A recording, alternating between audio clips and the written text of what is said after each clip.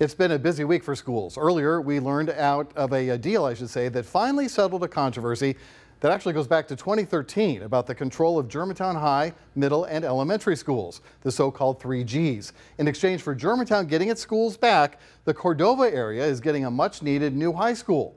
But a lot of parents worry that this plan is short on details, so RJ Shakur went to the man who led the negotiation, County Mayor Lee Harris. That's right, Richard. We expect to have all the details of this transition plan actually in writing by tomorrow. But today I tried to find out more about how families will be impacted by this agreement.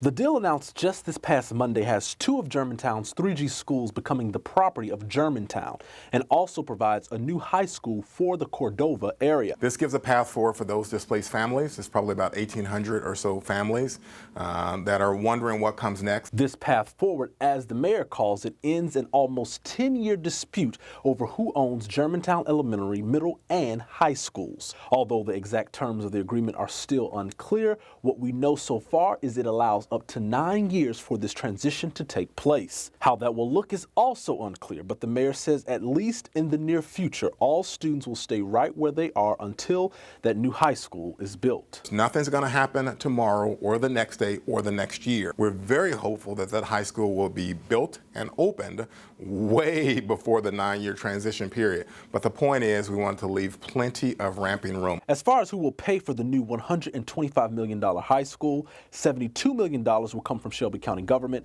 $5 million from the city of Germantown, and a still unknown amount from the sale of one of the 3G schools, which most presume is Germantown High School. But parents worry MSCS is giving up too much for too little, and they don't like all the unanswered questions. When they did that move, I think it was really ridiculous because that's a chess move.